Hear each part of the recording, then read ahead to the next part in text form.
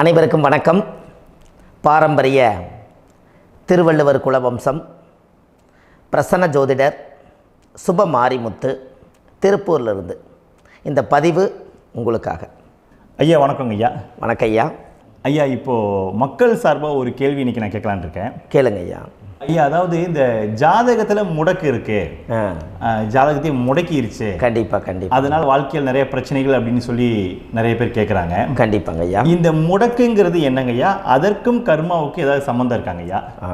ரொம்ப பற்றி சொன்னீங்கன்னா ரொம்ப உதவியாக இருக்குங்க. நல்ல கேள்விங்க ஐயா. இந்த கர்மாவே முதல்ல எங்கேருந்து வருது அப்படிங்கிறது தான் இப்போ நம்ம சொல்ல போகிறோம். இதுவரைக்கும் எத்தனையோ கருத்துக்களெல்லாம் நீங்கள் இந்த உலகத்தில் கேட்டிருப்பீங்க. ஆனால் இந்த பதிவில் நீங்கள் பொறுமையோடு இந்த கருத்தை ஒரு இனிமையோடு நிதானமாக கேட்டிங்கன்னா உங்களுடைய ஊழ்வினை கர்மா எங்கிருந்து உருவாச்சு, இதனுடைய இந்த கர்மானால் நாம் என்ன கஷ்டப்படுறோம், நாம் இந்த பூமியில் பிறக்கிறதுக்கு என்ன வரம் வாங்கி வந்தோம், நம்ம பாவ புண்ணியமெல்லாம் ஜாதக கட்டத்தில் போய் எப்படி எடுக்கிறது, நம்மளுடைய தோஷம்னு சொல்கிறோமே அந்த தோஷம் எப்படி கிரியேட் ஆகுது, நம்ம இந்த பூமியில் பிறக்கும்போது கொண்டு வந்த கர்மாவா, இல்லை கடவுளே நம்மளுக்கு ஒரு தண்டனையாக கொடுத்த கர்மாவா, இல்லை நம்ம இந்த பூமிக்கு வந்ததுக்கு அப்புறம் செய்த கர்மாவா, இது எல்லாத்தையுமே நம்ம பொறுமையாக கேட்கணும்னா கண்டிப்பாக இந்த பதிவை நீங்கள் பொறுமையோடு கேளுங்க. உங்களுக்கு இதில் ஒரு பெரிய ஒரு ரகசியம் ஒன்று அடங்கியிருக்குது. அந்த ரகசியத்தை தான் இன்றைக்கி இந்த உலகத்துக்கு அரங்கேற்றம் பண்ணுறேன். இந்த முடக்கு நம்ம ஐயா கேட்டதில் ஒரு அற்புதமான ஒரு விஷயம் என்ன அப்படின்னு கேட்டிங்கன்னா, முடக்குங்கிறது அந்த காலத்தில் பெரிய திறமையை கட்டி போட்டு வச்சுட்டா நம்மனால் அது இயங்க முடியுமா? முடியாது இல்லைங்களா ஐயா? முடியாது. அப்போது அதே மாதிரி ஜாதக கட்டத்தில் நமக்கு வேண்டிய யோகத்தை கடவுளே நம்மளுக்கு நாம் செய்த பாவத்தினால அது முடக்கி வச்சிருச்சுன்னா அந்த பாவகத்தை அந்த ஜாதகர் அனுபவிக்க முடியுமா? அனுபவிக்க முடியாது. அப்போது அந்த அனுபவிக்க முடியாமல் வெளி உலகத்தில் போய் நம்ம தேடி போன பிறவியில் செய்த பாவத்தை இந்த பிறவியில் நீங்கள் தேடி கண்டுபிடிச்சி வாழ்க்கையில் நீங்கள் எப்போ மேலுக்கு வர்றது? அப்போது அந்த கர்மா 12 ராசி கட்டத்துக்குள்ள 27 நட்சத்திரத்தில் 9 கிரகங்களுக்குள்ள ஒரு பெரிய ஒரு ஆத்துமாத்துமான கர்மா, உங்கள் பூர்வ ஜென்ம கர்மா இதுக்குள்ளே எங்கேயோ ஒரு இடத்துல முடங்கியிருக்குது. இந்த முடக்க மட்டும் உங்கள் ஜாதகத்தில் நீங்கள் கண்டுபிடிச்சிட்டிங்கன்னா ஹைலைட்டாக வாழ்கிறதுக்கு, இந்த உலகத்தில் சுதந்திரமான வாழ்க்கை வாழ்கிறதுக்கு ஒரு மிகப்பெரிய பொக்கிஷம் உங்கள் ஜாதகத்துக்குள்ளேயே இருக்குது. அப்போது அந்த ஜாதகத்துக்குள்ளே நாம் போன பிறவியில் நம்ம கர்மா நாம் என்ன செய்திருப்போன்னு உங்களுக்குள்ளே பெரிய குழப்பம் இருக்கும்.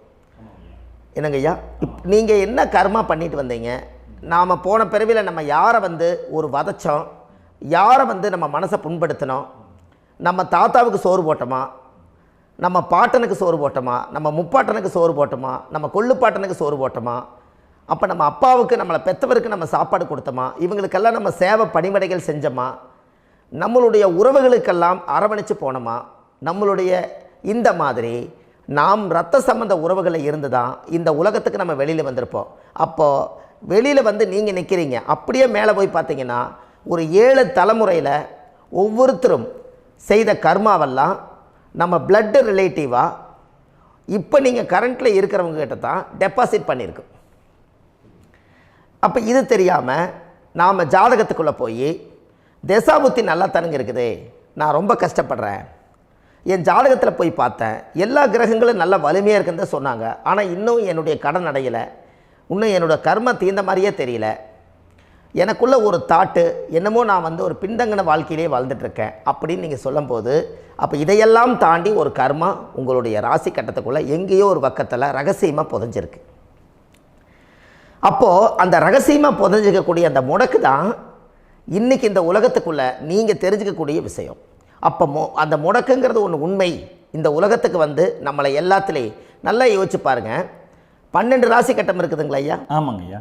ஆனால் கிரகம் எத்தனை இருக்குதுங்க? 9 தான் இருக்குங்க ஐயா. ஆமாம், 12 ராசிக்கு 12 கட்டத்துக்கு 12 கிரகம் கொடுத்துருக்கலாமல்ல கடவுள். அப்போ ஏன் 3 கட்டத்தை மட்டும் எம்டி பண்ணி மீதி 9 கிரகத்தை வச்சுக்கிறாருன்னா, அப்போ நாம் செய்த 3 தலைமுறை கர்மாவுக்கு அது எந்த கட்டம் பிளாக் ஆகுதோ அந்த கட்டத்துக்குள்ளே ஏதோ ஒரு ரகசியம் இருக்கிறனால தானே எங்கேயோ ஒரு பக்கத்தில் நீங்கள் கண்டிப்பாக கர்மாவில் மாட்டுவீங்கிறது கடவுளே படைச்சு தானே இதை உருவாக்கியிருக்காரு. 12 ராசிக்கு 12 கட்டம் கொடுத்துருந்தா எங்கே நீங்கள் சுற்றி வந்தாலும் ஏதோ ஒரு வீட்டுக்குள்ளே போய் உட்காந்துக்கலாம். ஆனால் ஒரு வீடு சுத்தமாக இருக்குது, ஒரு வீட்டில் 4 கிரகம் இருக்குது, ஒரு வீட்டில் 3 கிரகம் இருக்குது, ஒரு வீட்டில் 5 கிரகம் இருக்குது, ஒரு 3 வீடு 4 வீடு காலியாக இருக்குது. அப்போ எங்கேயோ ஒரு ராசி கட்டத்துக்குள்ளேயே கடவுளுடைய கர்மா விளையாட்டு, அது ரகசிய விளையாட்டு தான். அப்போது இந்த இடத்துல தான் உங்கள் ஜாதகத்தில் முடக்கு இருக்குது. இந்த முடக்கை நீங்கள் எப்படியெல்லாம் அதை ஆராய்ச்சி பண்ணி கண்டுபிடிக்க முடியும் அப்படிங்கிற ஒரு விஷயத்தை தான் இன்றைக்கி நம்ம இந்த உலகத்துக்குள்ளே இதை நுழைக்க போகிறேன். இப்போ அப்பா செய்த பாவம்னு ஒன்று இருக்குமில்லங்க ஐயா, நம்ம அறியாத வயசில் தெரியாதில்ல, அப்பா செய்த பாவம்னு இருக்கும். அப்பாவுடைய சொத்து பிள்ளைக்குத்தானா, அப்பாவுடைய பாவம் பிள்ளைக்குத்தானே, என்னங்க ஐயா? சரி, அப்போ தாத்தா இருக்கிறாரு, தாத்தாவுடைய கர்மா உயிர் எங்கே எழுதி வைக்கிறாருங்க? அப்போது மகனை விட்டுறாரு. அப்போ தாத்தா மாதிரியே முகம் இருக்குது, தாத்தா மாதிரியே அவருடைய நடை உடை பாவனை இருக்குது, அவர் தாத்தாவுடைய ஜீனு தான் அப்படின்னு இவர் சொல்லும்போது, அப்போ தாத்தாவுடைய சொத்து பேரனுக்கு சொந்தம்னா தாத்தாவுடைய பாவம் எங்கே போகுங்க? Very good. அப்போ அப்போது இந்த கர்மா எப்படி டிரான்ஸ்ஃபர் ஆகுதுன்னு உங்களுக்கு தெரியுதா? அப்போ நீங்கள் போன பிறவியில் அந்த தாத்தாவுடைய பேரனை நீங்கள் பிறக்கிறதுக்கு கர்மம் உங்களை செயல்பட வச்சுருக்குது. அதனால் நீங்கள் தாத்தாங்கிறீங்க. அதனால் அந்த கௌரவமாக எங்கள் தாத்தா சம்பாரித்த சொத்து நான் தான் அனுபவிக்கணுங்கிற விதியை நீங்கள் உருவாக்கிறீங்க.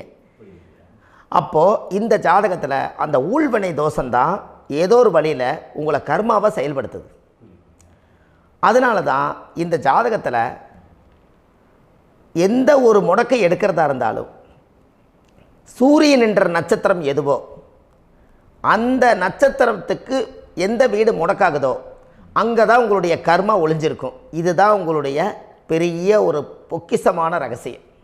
சரிங்க ஐயா, இப்போ இதில் நவகிரகங்கள் 9 இருக்கும்போது ஏன் சூரியனை மட்டும் நம்ம இதில் எடுத்துக்கணும்னு நீங்கள் சொல்கிறீங்க? நல்ல கேள்விங்க ஐயா. நீங்கள் கேட்டீங்க பார்த்தீங்களா, 9 நவகிரகம் இருக்கும்போது சூரியனை மட்டும், அந்த சூரியன் என்ற நட்சத்திரம் பிறக்கும்போது அந்த வீடு மட்டும் முடக்காகுன்னு நீங்கள் கேட்டீங்க இல்லையா?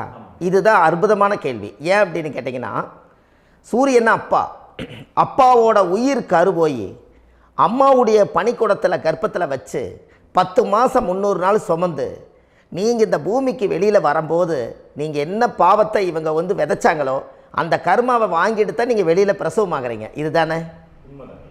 அப்போ சூரியன் என்ற நட்சத்திரம், அந்த சூரியனுங்கிறது உயிர் கருவல்லவா, அப்பாவுடைய உயிரணுக்கள் அம்மாவுடைய கருவிக்குள்ளே போய் நாம் குழந்தை வடிவத்தில் இருந்து 300 நாள் பாவ உன்னித்த பதிவில் ஏட்டு எழுதி ஒரு ஜாதகத்தை கையில் கொடுத்து பிறந்த உடனே உங்களுக்கு ஒரு ஏட்டை பெரட்டி நீ இப்படித்தான் விதி, இனிமேல் இப்படித்தான் நீ வாழணும்னு சொல்லி உங்கள் கர்மாவை நீங்கள் கர்மாவோடு தானே வெளியில் பிறக்கிறீங்க.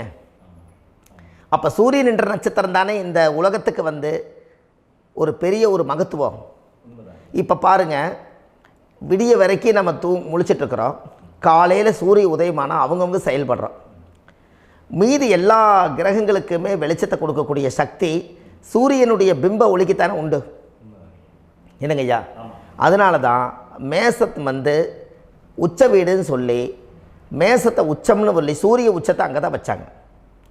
அப்போது அந்த காலச்சக்கரத்துக்கு 5ஆம் இடம் பூர்வ புண்ணியஸ்தானத்தில் போய் சிம்மத்தில் கொண்டு போய் சூரியனை ஆட்சி வீடுன்னு வச்சாங்க. அப்போது சூரியனில் இருந்து தான் அந்த மையப்புள்ளி உருவாகுது. அப்போ உங்களுடைய ஜாதகத்தில் அந்த சூரியனாகப்பட்டவர் பிறக்கும்போது நீங்கள் உங்கள் ஜாதகத்தை நீங்கள் எடுத்துக்கங்க ஐயா. நீங்கள் இன்றைக்கே போய் கதவை திறந்து உங்கள் பெட்டியை திறந்து பீர்வாவுக்குள்ளே உங்களுடைய ஜாதகம் இருக்குது, அந்த ஜாதகத்தை எடுத்து ஜோதிடர்கிட்டையே நீங்கள் சந்தேகம் கேட்குறக்கு முன்பு நீங்களே உங்களுடைய கர்ம பற்றி தெரிஞ்சுக்கிறதுக்கு இந்த பதிவில் உங்களுக்கு ஒரு ரகசியத்தை சொல்லித்தரேன். உங்கள் ஜாதகத்தில் இப்போ இது வரைக்கும் ராசி கட்டத்தை நீங்கள் பார்த்துருப்பீங்க, ஆனால் பாதசாரம்னு ஒன்று இருக்கும் இல்லைங்களா? ராசிக்கு பாதசாரம்னு ஒன்று இருக்கும்.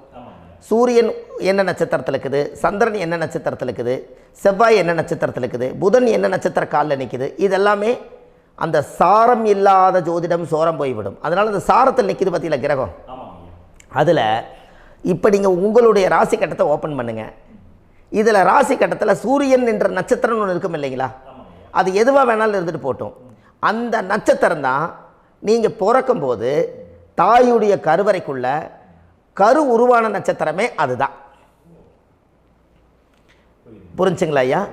பிறக்கும்போது நீங்கள் அந்த கருவுடைய நட்சத்திரம் அப்பா வந்து கருவை உருவாக்கி கர்மாவை விதைச்சது அந்த சூரியன் என்ற நட்சத்திரம் தான். அந்த வீட்டுக்கு தான் இந்த ராசி கட்டத்தில் உங்களுக்கு முடக்கு உருவாகுது. புரிஞ்சுங்களா ஐயா? அப்போது ஒரு ஜாதகத்தில் சூரியன் என்ற நட்சத்திரம் எதுவோ அதுதான் உங்களுடைய கர்மா நட்சத்திரம்.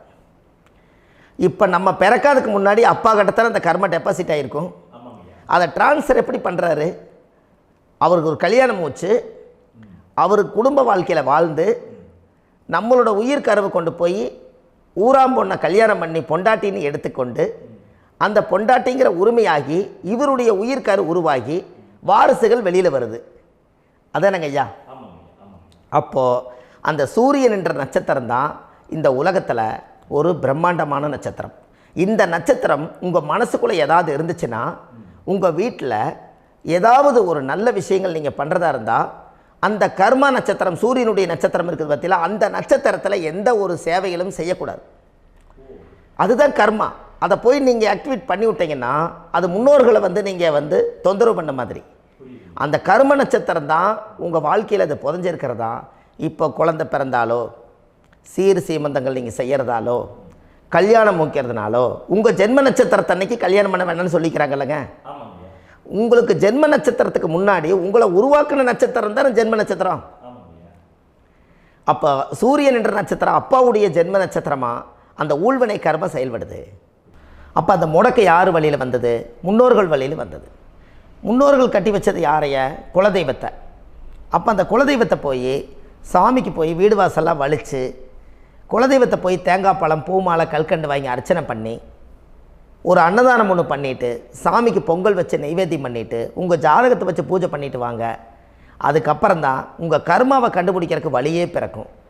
குலதெய்வத்தை வணங்காமல் கோவிந்தா கோவிந்தா என்று பல தெய்வத்தை வணங்கினாலும் பலனொன்றும் இல்லைன்னு அந்த காலத்தில் முன்னோர்கள் சொல்லி வச்சுக்கிறாங்களா இல்லைங்களா? அதனால் கண்டிப்பாக அதை கண்டுபிடிச்சி நீங்கள் அதுக்கு ஒரு நைவேத்தியம் பண்ணால் மட்டும்தான் முதல்ல உங்கள் 5ஆம் பாவம் முன்னோர்கள் அது வேலை செய்யும். குலதெய்வ ஆலயத்துக்கு போயிட்டு வாங்க. போயிட்டு வந்துட்டு இந்த கர்மவினை தோஷத்தை நிவர்த்தி பண்ணுறதுக்குண்டான சரியான பரிகாரத்தை நம்ம எடுப்போம்.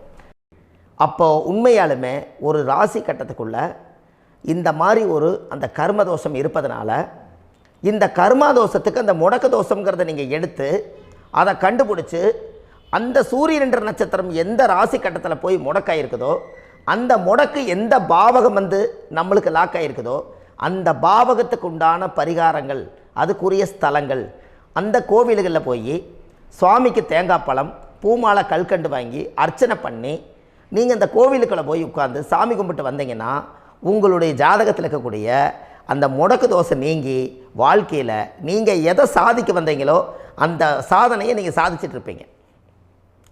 புரிஞ்சுங்களா ஐயா? ஏன் அப்படின்னா அந்த முடக்கு நட்சத்திரத்துக்குள்ளே தான் ஒரு தோஷம் இருக்குது. இப்போ அந்த காலத்தில் பாருங்கள் ஐயா, முன்னோர்கள் எல்லாம் நிறைய பேர் கோவில் கட்டி வச்சுட்டு போயிருக்காங்களா இல்லைங்களா?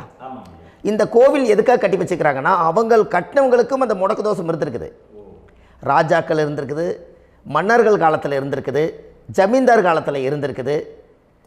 இப்போ அவங்களுடைய அமைப்புகள் எல்லாமே முன்னோர்கள் என்னமோ அறியாமல் தெரியாத தன்னடக்கம் இல்லாத ஒரு கர்மாவை இவங்க செஞ்சிட்டாலும் அதுக்குரிய பரிகார ஸ்தலங்களை கொண்டு போய் அந்த காலத்திலே ஜாதகம் பார்த்து நம்ம வந்து முன்னோர்களுடைய பாவத்தை நாம் செய்த பாவத்தையும் தீர்த்துட்டு நமக்கு கீழே அடுத்த சந்ததிகள் அடுத்த தலைமுறைகள் வந்தாலும் இந்த கோவில்களுக்கு வந்து விளக்கு போட்டு சாமி கும்பிட்டு இந்த மண்ணை மிதிச்சுட்டு போனால் அன்னையோடு அந்த கர்மா தீருங்கிறது அந்த காலத்திலேயே முடக்க தோஷ பரிகாரத்தை கோவில் வழியில் அந்த காலத்தை திசை திருப்பி வச்சுருக்காங்க.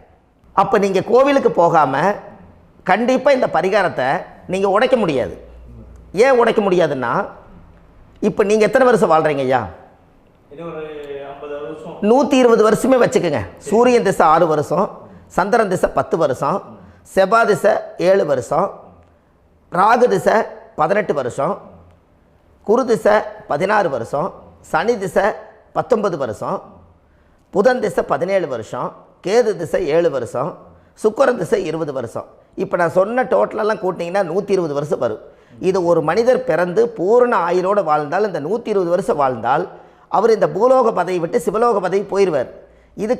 அதுக்கு பேர் தான் பூரண ஆயுள் என்று பொருள். அப்போ இந்த பூரண ஆயுளை வாழ்ந்தவருக்கு 120 வருஷம். கோயில் எத்தனை வருஷம் வாழுதுங்க ஐயா?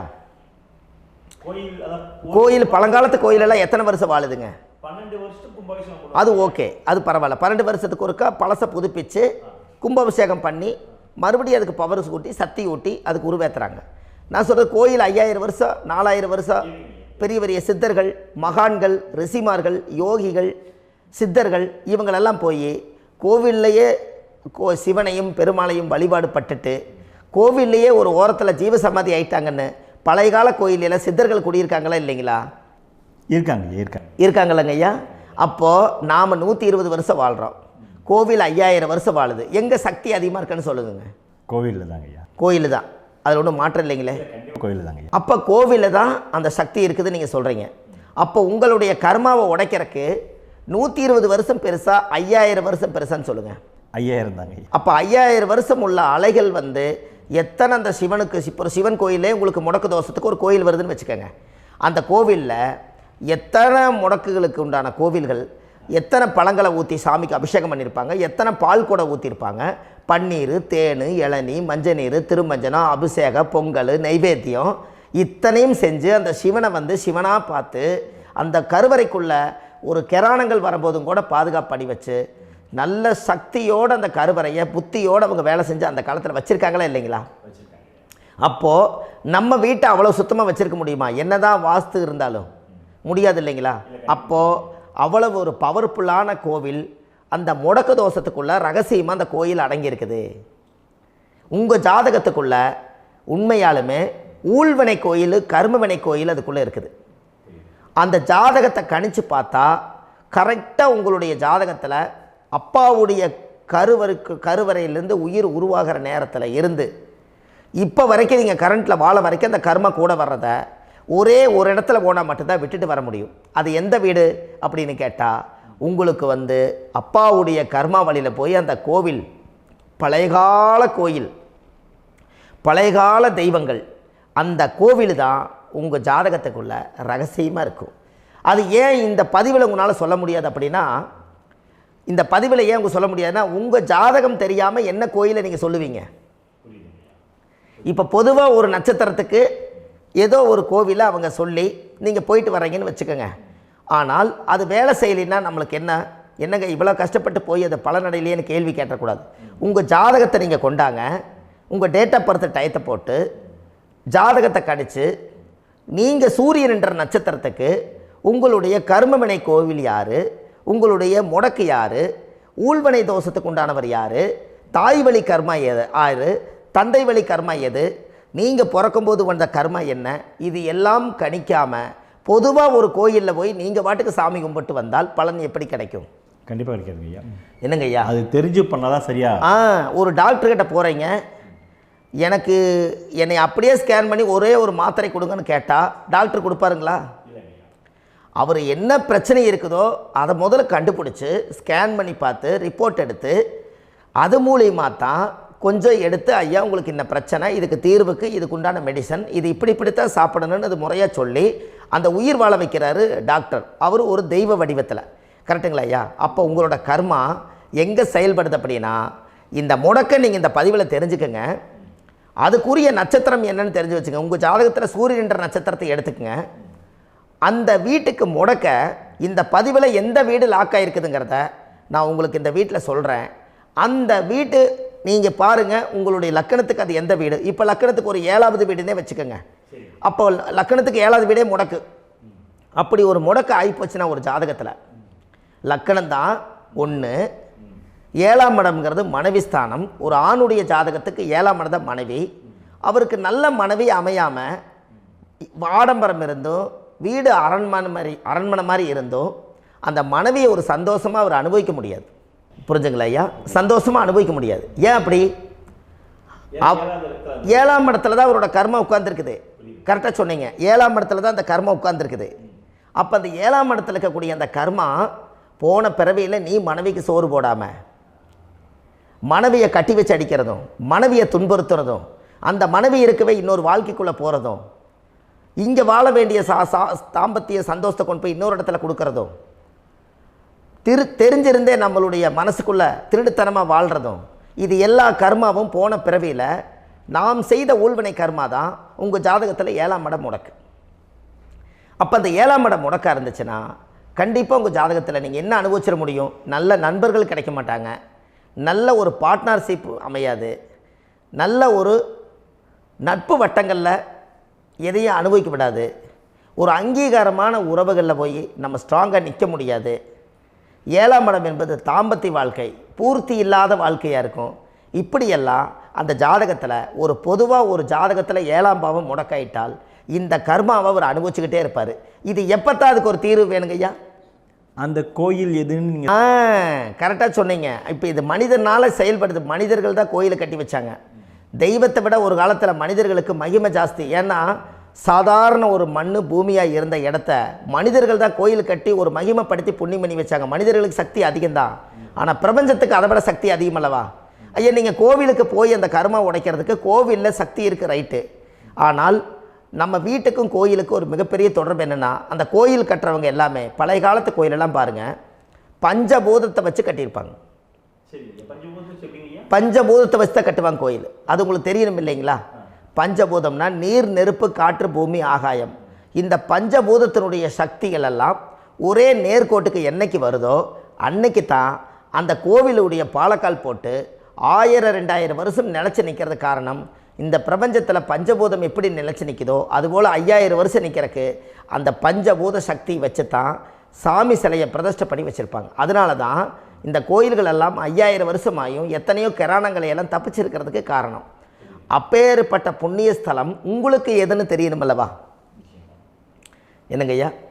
அப்பேற்பட்ட புண்ணிய ஸ்தலம் உங்களுக்கு எதுன்னு தெரிஞ்சால் தானே நீங்கள் போய் செய்ய முடியும், இல்லாட்டி கண்டிப்பாக தெரியாது. அப்போ இந்த முடக்கு தோஷத்தை கடவுள்கிட்ட கொண்டு போய் ஒப்படைக்கணும். நாம் பிறக்கும் போது கொண்டு வந்த கர்மாவை நாம் இருக்கும் காலத்தில் கொண்டு போய் இந்த கர்மாவை சுத்தப்படுத்தி, நீங்கள் பாவ ஆத்மாவை இந்த பூமியில் பிறந்து பூலோகத்தில் எல்லா புண்ணியத்தையும் செஞ்சுட்டு இந்த பூலோகத்தை விட்டு நீங்கள் போகும்போது புனித ஆத்மாவாக போகணுன்னா உங்கள் கர்மாவை கொண்டுட்டு போகாதீங்க, கர்மாவை நிவர்த்தி செய்யுங்க.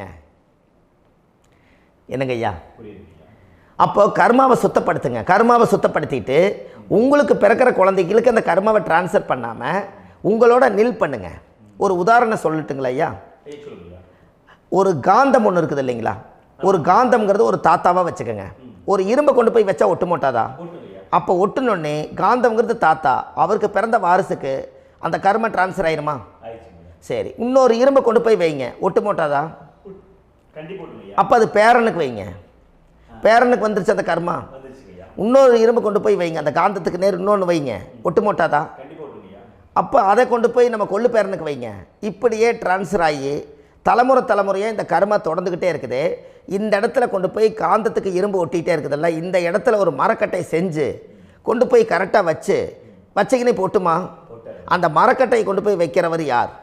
மரக்கட்டை வச்சுட்டு அடுத்த வாரிசு புனிதமாக பிறந்துட்டு அந்த மேலே இருக்கிற கர்மாலாம் இந்த அடுத்த இதுக்கு வராதில்ல. இதுதாங்க ஐயா கர்மா. தொடர்ந்து வரக்கூடிய கர்மாவை அதை நில் பண்ணணுங்கிறதுக்கு பேர் தான் இந்த உதாரணத்தை சொன்னவங்களுக்கு. அப்போ நாம் இந்த பூலோகத்தில் நம்ம ஒரு தாயுடைய கருவறையில் இருந்து தொப்புள் கொடி அறுக்கும் நேரம் நாம் என்ன கர்மாவை வாங்கி வந்திருந்தாலும் அதையெல்லாம் ஆராய்ச்சி செய்து ஜாதகத்தில் முழுமையாக கண்டுபிடிச்சி ஒரு காலம் இல்லைனாலும் ஒரு காலம் நம்ம நல்லா இருக்கிறதுக்காக, நம்ம வாரிசுகள் எல்லாம் நலமடைஞ்சு வளமடைஞ்சு வர்றதுக்காக இந்த கர்மா தோஷத்தை கரெக்டாக கண்டுபிடிச்சி சரியான கோவிலுக்கு போய் நீங்கள் கர்மாவை நிவர்த்தி பண்ணி அங்கே பூஜை புனஸ்தானங்கள், சகசரநாம பூஜைகள், ஓமங்கள், வழிபாடுகள் இதெல்லாம் நீங்கள் செஞ்சு உங்களுடைய பாவத்தை எல்லாம் கழித்து உங்கள் ஜாதகத்தவே யோகமாக மாற்ற முடியும். கண்டிப்பாக மாற்ற முடியும். ஏன்னா நம்ம யாரை நம்பி செய்கிறோம்? சரியான கடவுள்கிட்ட வழிகாமிக்க போகிறோம். அப்போ கடவுள் பொய்யாயிருவாரா? ஐயா நம்ம அதாவது அந்த காலத்தை சொல்லுவாங்க, சத்தியுள்ள சாமி கும்பிட்டு புத்தி உள்ள உள்ளே பெக்கணும்னு சொன்னாங்க. 16 வதபதன்னு பெக்கலை, எல்லாம் அறிவோடு பெற்றாங்க. அதனால் எல்லாமே தாய் தந்தைகள் பேச்சை கேட்டாங்க. அன்றைக்கி எல்லாருமே தாய் தந்தைகளுக்கு தூணாக நின்னாங்க. அப்போ அந்த காலத்தில் சத்தியுள்ள சாமி கும்பிட்டு புத்தி உள்ள உள்ளே பெக்கணும்னு சொல்லி அன்றைக்கி அறிவோடு பெற்று இந்த கர்மாவை ஆளுக்கு ஒரு கர்மாவை டிரான்ஸ்ஃபரை பிரித்து எல்லாரும் சுத்தப்படுத்தினாங்க. இன்றைக்கி நம்ம ஒரு குழந்தை 2 குழந்தை பெற்று வச்சுருக்கோம். அவங்களுக்கே இவ்வளவு கர்மா வந்துருச்சுன்னா இந்த குழந்தைகளுக்கு என்னைக்கு இந்த கர்மாவை போய் கண்டுபிடிச்சி நீங்கள் எப்போ சரி பண்ணுவீங்கன்னு. அப்போ இந்த வாழ்க்கையில் ஏதோ ஒரு பிரபஞ்ச சக்தி நம்மளை அறியாமல் என்னமோ ஒரு இயக்கத்தில் கொண்டு போய் விட்டுருச்சுங்களா? அப்போ இனிமேலாவது இந்த கர்மாவில் இருந்து கண்டிப்பாக நம்ம நிவர்த்தி ஆகணும்னு சொன்னால் இந்த முடக்கு தோஷத்தை யாரெல்லாம் கண்டுபிடிச்சி இந்த ஊழ்வினை கர்மாவில் இருந்து நாம் கருவறையில் சுமக்கும் போது 10 மாதம் நீங்களாம் என்னென்ன நினச்சிருப்பீங்க? அதாவது கருவறைக்குள்ள கருப்பாக ஒரு பிண்டம் இடப்பக்கம் கிடக்கையில் இந்த பூமிக்கு வரும்போது நீங்கள் என்னென்ன நினச்சிருப்பீங்க? இந்த பிறந்ததுக்கு அப்புறம் வந்து தான் அம்மா தெரியுது, அப்பா தெரியுது, தாத்தா தெரியுது, பாட்டி தெரியுது, இந்த உலகத்தில் கண்கொள்ளாத காட்சிகள் எல்லாம் தெரியுது, எல்லாம் தெரியுது. ஆனால் 10 மாதம் உங்கள் வாழ்க்கையில் நீங்கள் இருக்கும்போது நீங்கள் என்னென்னலாம் நினச்சி இந்த பதிவில் இறைவன் கொடுத்தாரோ அதையெல்லாம் அனுபவிக்கத்தான் வந்தீங்க. அதுக்கு இடையில இருக்கிறதான கர்மா. இந்த ஒரு விஷயம் உங்களுக்கு கிடச்சிருச்சுன்னா நீங்கள் எல்லாருமே ராஜயோகமாக பிழைப்பீங்கள்ல. இதில் ஏழை பணக்கார யாரையுமே சொல்ல வரல. அவங்க பிறக்கும்போது புண்ணியத்தை பொறுத்து தான் போன ஜென்மத்தில் நம்ம என்ன புண்ணியங்கள் பண்ணி வச்சோமோ அந்த புண்ணியத்தில் இன்றைக்கி நல்லா வாழ்கிறாங்க. ஒருத்தர் கேட்டார், என் ஜாதகத்தில்ங்க எங்கூட படித்தவர் இடம் வாங்கிட்டார், வீடு வாசல் கட்டிட்டார், தொழில் பண்ணிட்டார், நல்லா இருக்கார், ஆனால் நான் இன்னும் அப்படியே தான் இருக்கிறேங்கன்னு ஒருத்தர் கேட்டார். அதுக்கு ஒரு கருத்து என்னென்னா, டேட் ஆஃப் பர்த் ஒன்று தான், டைம் ஒன்று தானே வச்சுக்கோங்க. அவங்க அப்பா செஞ்ச புண்ணியம் வேறு, நீங்கள் செஞ்ச பாவங்கள் வேறு. அவர் செஞ்ச புண்ணியத்தினால அவருக்கு எல்லாமே முன்னாடி கிடைக்குது. நீ கர்மாவெல்லாம் கழிச்சிட்டீன்னா பின்னாடி கிடைக்க போகுது. இதில் மற்றவங்களை பற்றி வேற்றுமையாக நினைக்கிறதுல எந்த ஒரு இதுவுமே இல்லை. அப்போ ஒருத்தர் பார்த்து ஒருத்தர் வாழ வேண்டாம். உங்களுடைய சுய அறிவை வச்சு இந்த பூலோகத்தில் இந்த பூமியில் நீங்கள் 4 தெரிஞ்சு நல்ல விதமாக கற்றுக்கிட்டு இந்த உலகத்தில் சிறப்பாக வாழ கற்றுக்குங்க. அதுக்கு அந்த ஊழ்வினை தோஷத்தை கண்டுபிடிங்க. உங்களுக்குன்னு ஒரு முடக்கு இருக்குதுங்கிறத இன்றைக்கி நீங்கள் எழுதி வைங்க. அதை எப்படியாவது கண்டுபிடிங்க, அதை தேடுங்க. ஒரு முறை நீங்கள் ஜாதகத்தை கொண்டு வாங்க. அந்த ஜாதகத்தை கொண்டு வந்து உங்கள் பாவகத்தில் எத்தனாம் பாவம் முடக்காயிருக்குதுன்னு பாருங்கள். அந்த பாவகம் முடக்காயிருச்சுன்னா உங்கள் வாழ்க்கையில் அதிலிருந்து உங்களால் வெளியில் வரவே முடியாது, கண்டிப்பாக வர முடியாது. அதை நீங்கள் கண்டுபிடிச்சா மட்டும்தான் நீங்கள் மேலே வர முடியும். ஏன்னா நிறைய பரிகாரங்கள், பூஜைகள், யாகங்கள், ஓமங்கள் எல்லாம் செய்து வச்சும் கூட அந்த கர்மவினைக்கு உண்டான கோவிலுக்கு போய் அந்த 5000 வருஷ பழமை வாய்ந்த தெய்வத்துக்கிட்ட போய் நீங்கள் முறையிட்டு விளக்கு போட்டு உங்கள் கர்மத்தை எல்லாம் நான் நீ தான் தீர்த்து கொடுக்கணும்னு சொல்லி நம்பிக்கையோடு நீங்கள் போய் அந்த சரணாகதி அடையிறீங்க பாருங்கள், அங்கே தான் உங்கள் கர்மாவை எடுத்து விடுறாரு. அப்போ இந்த ரகசியம் உங்களுக்கு வேணுமல்லவா? அப்போ உங்கள் ஜாதகத்தில் எங்கே முடங்கி அதுக்குரிய கோவில்கள் எல்லாம் என்ன, அதுக்கு தான பரிகாரம் என்ன, அதுக்கு நீர் பரிகாரம் என்ன, யாத்திரை பரிகாரங்கள் என்ன, நீங்கள் வீட்டில் இருந்தே செயல்படுத்தக்கூடிய பரிகாரங்கள் என்ன, பரிகாரம் கோவிலுக்கு போய்த்தான் நடக்குமா, இல்லை நாம் வீட்டில் வச்சு வணங்குறதுனால நடக்குமா, நாம் செய்யக்கூடிய தர்ம பரிகாரங்கள் என்ன, தான பரிகாரங்கள் என்ன, இப்படி பல விதமாக இருக்கிறனால உங்கள் ஜாதகத்துக்கு எந்த மாதிரி பரிகாரம் கனெக்ட் ஆகுதுங்கிறது தெரியணும். இது தெரியாமல் கண்டிப்பாக உங்களால் செயல்படுத்துறது ரொம்ப கஷ்டம். இதனால் இதை நீங்கள் தெரிஞ்சுக்கணும்னா இப்போ நம்ம பாருங்கள், நீங்கள் அந்த தெரிஞ்சுக்கிட்டாலே உங்கள் வாழ்க்கையில் ஒரு டைம் தான் நீங்கள் தெரிஞ்சுக்க போகிறீங்க. உங்களுடைய கர்மா என்ன, நீங்கள் எங்கே செயல்பட்டு போயிட்டுருக்கிறீங்க, உங்கள் போகிற பாதை சரியா இல்லை அந்த பாதையில் முள்ளு கல் இருக்குதா, இது எல்லாம் உங்களுக்கு தெரியலனா இந்த முடக்கை கண்டுபிடிக்கக்கூடிய சக்தி வாய்ந்த இந்த கர்மாவை நிவர்த்தி பண்ணுறதுக்கு வழிகள் இருக்குது. அதனால் நீங்கள் கண்டிப்பாக இந்த முடக்கை தெரிஞ்சுக்கணும். இந்த முடக்கு ராசினா என்ன உண்மையாலுமே உங்கள் வாழ்க்கையில் நீங்கள் தெரிஞ்சு இனிமேல் உங்கள் வாழ்க்கையில் இதுவரையிலும் கர்மாவுக்குள்ளேயே கஷ்டப்பட்டீங்க, வழி தெரியாமல் கண்ணை கட்டி காட்டில் விட்ட மாதிரி இருந்தீங்க. இனி அப்படி இருக்க வேண்டாம். உங்கள் ஜாதகத்தில் 12 ராசி கட்டத்தில் 9 கிரகம் போகும், மீனி 3 கிரகம், 3 கட்டம் உங்களுக்கு எங்கேயோ ஒரு பக்கத்தில் 3 கட்டம் எம்டியாக தான் இருக்கும். கரெக்டுங்களா? அது இல்லாமல் ஒரு ஜாதகம் பிறக்காது. ஏன்னா 9 கிரகத்துக்கு 9 கணக்கு போட்டால் 3 கட்டம் எம்டியாக தான் நிற்குது. அந்த கட்டத்துக்குள்ளே எந்த நட்சத்திரத்தில், எந்த சாரத்தில், எத்தனாவது டிகிரியில், எத்தனாவது பாதசாரத்தில், எத்தனை வெகுளையில், எத்தனை செகண்டுக்குள்ளே இந்த கர்மா உள்ளே புகுந்து உங்களை செயல்படுத்துதுங்கிறத கண்டிப்பாக உங்கள் ஜாதகத்தை கொடுங்க. பார்த்து இந்த விஷயத்தை சொல்கிறேன், நீங்கள் அந்த இடத்துக்கு போய் நிவர்த்தி பண்ணிவிட்டு உங்கள் வாழ்க்கையில் கொஞ்சம் காலம் வாழ போகிறீங்க. பாருங்கள், பிறந்ததுலேருந்து 20 வருஷத்துக்குள்ளே இளமையாக வாழ்கிறீங்க, குழந்தையாக வாழ்கிறீங்க. 20லேருந்து 40 வயசுக்குள்ளே தான் உங்களுக்கு ஒரு பொண்ணை பார்த்து கல்யாணம் பண்ணி ஒரு கரு உருவாக்குறீங்க. அதுக்கப்புறம் 40லேருந்து 60க்குள்ளே குழந்தை பெற்று கடமை முடிச்சிடுறீங்க. 60 வயசுக்கு மேலே ரிட்டையர்ட் ஆகிடுறீங்க. இந்த 20க்கும் 60க்கும் இல்லாத 20லேருந்து இந்த 40 வயசுக்குள்ளே உங்களோட தேடல் என்னவோ அது வாழ வேண்டிய சுகபோகமான வாழ்க்கை எல்லாமே அந்த 40க்குள்ளே தான் இருக்குது. இந்த 40க்குள்ளே இருக்கக்கூடிய வாழ்க்கையை இந்த கர்மா தெரியாமல் காலத்தை வீணாக்க வேண்டாம். வாழ வேண்டிய வயசில் நீங்கள் வாழணும். அதுக்குரிய கர்மாவை நீங்கள் சுத்தப்படுத்துங்க. எப்படியெல்லாம் நீங்கள் சந்தோஷமாக வாழ்கிறீங்கன்னு எனக்கு ஒரு தகவல் கொடுங்க. வேறு லெவலில் நீங்கள் இருப்பீங்க. கண்டிப்பாக இந்த பதிவில் உங்களுக்கு நான் இந்த விஷயத்தை கொடுக்க போகிறேன். இந்த முடக்கு நட்சத்திரங்கள் என்ன அப்படிங்கிறத இந்த பதிவில் நீங்கள் ஒரு நோட் ஒன்று எடுத்துக்கோங்க, குறித்து வச்சுக்கோங்க. இதில் இருந்து அவங்கவுங்களுக்கு முடக்கு நட்சத்திரம் என்னங்கிறத இந்த பதிவில் நான் உங்களுக்கு கொடுக்குறேன். இந்த வீடு தான் அது முடக்குங்கிறத சொல்கிறேன். இதையெல்லாம் நீங்கள் தெரிஞ்சு உங்கள் ஜாதகத்தவே நீங்கள் முடக்கு எடுத்து கண்டிப்பாக உங்கள் வாழ்க்கையில் நீங்கள் நல்லா இருப்பீங்க. அதுக்கு ஒரு நோட் எடுத்து வச்சுக்கோங்க. இது வரைக்கும் கர்மாவை பற்றி நம்ம பேசினோம். உங்கள் ஜாதகத்தில் சூரியன் என்ற நட்சத்திரத்துக்கு தான் முடக்குன்னு சொன்னீங்களே, எந்த வீடுங்கிற ரகசியத்தை இன்றைக்கி நம்ம எல்லோரும் தெரிஞ்சுக்கலாமா? இத்தனை காலமாக நீங்கள் தெரிஞ்சுக்காத ஒரு ரகசியத்தை இன்றைக்கி உங்கள் ஜாதக கட்டத்தில் நீங்களே முடக்க கண்டுபிடிச்சி அதுக்குண்டான பலனை தேட போகிறீங்க.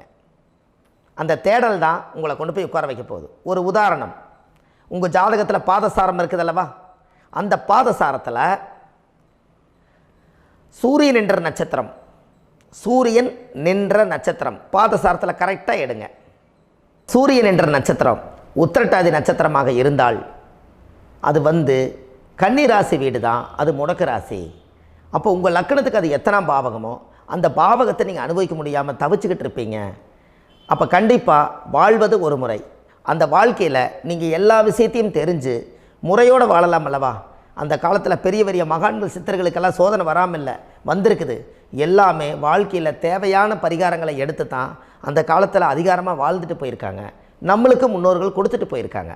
அப்போது இந்த உத்திரட்டாதி நட்சத்திரத்துக்கு கன்னி ராசி வீடு தான் முடக்கு ராசி. ஒரு கன்னி பெண்ணுக்கு புடவை வாங்கி கொடுத்து, வஸ்திரம் வாங்கி கொடுத்து, அவங்க வீட்டில் சாப்பாடு கொடுத்து, கன்னிமார் கோயிலில் போய் சாமியெல்லாம் கும்பிட்டுட்டு, உங்கள் வாழ்க்கையில் சப்த கன்னிமார்களுக்கு தேங்காய் பழம், வெத்தலை பாக்கு, பூ மாலை, கல்கண்டு வாங்கி அர்ச்சனை பண்ணி சாமியெல்லாம் கும்பிட்டுட்டு கண்டிப்பாக நீங்கள் உங்களுடைய கர்மா கோவிலை கண்டுபிடிச்சி, கர்மா பரிகாரத்தை கண்டுபிடிச்சி நீங்கள் செஞ்சு பாருங்கள். உங்கள் வாழ்க்கை ரொம்ப நல்லாயிருக்கும். உத்திரட்டாதி நட்சத்திரத்தில் இது வரைக்கும் பார்த்துட்டு இருந்தீங்க. ரேவதி நட்சத்திரத்தில் அடுத்த பதிவில் நம்ம பார்ப்போம். நம்ம ஆன்லைன்லேயே ஜாதகம் பார்க்குறோம். உங்கள் date of birth, time, place கொடுத்தீங்கன்னா போதும். உங்களுக்கு ஜாதகத்தை கணிச்சு ஃபோன்லேயே உங்களுக்கு கர்ம ராசி கண்டுபிடிச்சி உங்களுக்கு உண்டான கர்ம பரிகாரத்தை சொல்லி உங்கள் வாழ்க்கையில் ஒரு வெளிச்சத்தை கொண்டு வர்றதுக்கு என்றைக்கும் உங்களுக்கு உறுதுணையாக இருப்பேன். நீங்கள் கண்டிப்பாக இந்த பதிவுகள் எல்லாம் இது உங்களுக்காகத்தான். இது அதிகாலை நேரத்தில் பிரம்ம முகூர்த்தத்தில் இந்த பதிவை உங்களுக்கு முழுமையாக சமர்ப்பணம் பண்ணுறேன். இதை கற்று, இதை வழி நடத்தி, இதைய எப்படியெல்லாம் இந்த முடக்க கண்டுபிடிச்சி இப்படியெல்லாம் பேச வச்சு அழகு பார்க்க நம்ம முன்னோர்களுடைய ஆசீர்வாதமும், இந்த முடக்க கண்டுபிடிச்ச குருமார்களும், அவங்களுடைய குடும்ப பாரம்பரிய வம்சாவளிகளும் எல்லாருமே நல்லா இருக்கணும். அதுக்காக இந்த நேரத்தில் நான் அடியேன் சுப மாரிமுத்தாக இருந்து திருப்பூர்லேருந்து இந்த பதிவை உங்களுக்கு நான் கொடுக்குறேன். கண்டிப்பாக இந்த முடக்கு கோயிலுக்கு, இந்த முடக்கு தோஷத்துக்கு உண்மையான பரிகாரங்கள், எளிமையான பரிகாரங்கள் நீங்களே வாழ்க்கையில் செஞ்சு, ஆதிகால பரிகாரங்கள் உங்கள் மனசுக்குள்ளே இருக்குது. அதை செயல்படுத்தினா மட்டும் போதும், வாழ்க்கை எங்கேயோ போயிடும். கண்டிப்பாக ஒரு முறை உங்கள் ஜாதகத்தை அனுப்பி வைங்க, உங்களுக்கு நான் பார்த்து பலன் சொல்கிறேன். இன்றைக்கி நான் கொடுத்த பதிவுகள் எல்லாம் உங்களுக்கு ரொம்ப பயனுள்ளதாக இருந்திருக்கும். உங்களுக்கு இது வரைக்கும் எத்தனையோ கர்ம வினைகளை பற்றி தெரியாமல் இருந்திருப்பீங்க. இந்த பதிவில் நிறைய கேட்டு தெரிஞ்சுக்கிட்டீங்க. இதெல்லாம் வாழ்க்கையில் ரொம்ப முக்கியமான பரிகாரங்கள், எளிமையான பரிகாரங்கள். நேராக நீங்கள் கடவுளை தான் கெட்டியாக பிடிக்க போகிறீங்க. அந்த பரிகாரங்கள் எல்லாம் செஞ்சு அதிகாரமாக வாழ்ந்து இந்த பூலோகத்தில் நல்ல சிறப்பாக வாழ்கிறதுக்கு இந்த பரிகாரம் உங்களுக்கு ரொம்ப யூஸ்ஃபுல்லாக இருக்கும். கண்டிப்பாக இந்த பதிவை செய்யுங்க. நம்ம பாரம்பரிய திருவள்ளுவர் குல வம்சம், பிரசன்ன ஜோதிடர் சுப மாரிமுத்து, திருப்பூரில் இருக்கேன். 30 ஆண்டு காலமாக நம்ம ஜோதிடம் பார்த்து கொண்டு இருக்கிறோம். இவ்வளவு காலமாக எத்தனையோ ஆயிரக்கணக்கான மக்களுக்கு நம்ம ஜோதிடம் பார்த்து வழிகாட்டி நிறைய மக்களுக்கு நிறைய சேவைகள் செஞ்சுருக்கேன். நிறைய கோயில் கட்டி வச்சுருக்கேன், கும்பாபிஷேகங்கள் பண்ணி வச்சுருக்கேன், அன்னதானங்கள் நிறையா பண்ணி வச்சுருக்கேன், புண்ணிய யாத்திரைகள் நிறைய போய் வந்திருக்கேன். மக்களுக்காகவே நான் உங்களுக்கு உழைக்க தயாராக இருக்கேன். இந்த ஜோதிடம் என்னுடைய ஒரு பாரம்பரியமாக, என்னுடைய அப்பா, தாத்தா, முன்னோர்கள் இதெல்லாம் எங்களுடைய குலத்தொழில் இது. அதனால் நாங்கள் பாரம்பரியமாக திருவள்ளுவர் குல வம்சம். வள்ளுவர் வாக்குன்னு யூடியூப் சேனலில் போனீங்கன்னா 1000 பரிகாரங்கள் கொடுத்துருக்கேன். அதுவும் உங்களுக்கு ரொம்ப யூஸ்ஃபுல்லாக இருக்கும். வள்ளுவர் வாக்கு அப்படின்னு போடுங்க. அப்படி இல்லைன்னா சுப மாரிமுத்துன்னு போடுங்க. இதில் பரிகாரங்கள் நிறையா கொடுத்துருப்பேன். கண்டிப்பாக இதெல்லாம் நீங்கள் சந்தித்து நீங்கள் ஒரு சப்ஸ்கிரைப் பண்ணி வச்சுக்கோங்க. நான் போடக்கூடிய பதிவுகள் எல்லாமே உங்களுக்கு நோட்டிஃபிகேஷனை வந்துடும். அதனால் நீங்கள் ஒரு சப்ஸ்கிரைப் பண்ணி வச்சுக்கோங்க. தினமும் ஒரு தகவல் உங்களுக்கு கொடுத்துக்கிட்டே இருக்கேன். இதெல்லாமே உங்களுக்கு ஒரு பெரிய சந்தோஷமான நிகழ்ச்சிகள். என்றைக்கும் உங்களோட நான் வாழ்கிறேன். உங்களுடைய குடும்பத்தில் நான் ஒருத்தராக இருந்து குடும்ப ஜோதிடராக நான் இருப்பேன். கண்டிப்பாக ஆயுளுள்ள வரைக்கும் உங்களுக்காக இந்த ஜோதிடத்துக்கு உழைச்சி உங்கள் குடும்பத்தில் ஒருத்தராக நான் வந்து ஒரு ரத்த உறவில் நான் வந்து இந்த பூர்வ ஜென்மத்தில் உங்களுக்கு நான் கடமைப்பட்டிருக்கேன். கண்டிப்பாக அடுத்த பதிவில் உங்களை நான் சந்திக்கிறேன். வாழ்வது ஒரு முறை, வாழ்த்தட்டும் தலைமுறை. நன்றி, வணக்கம்.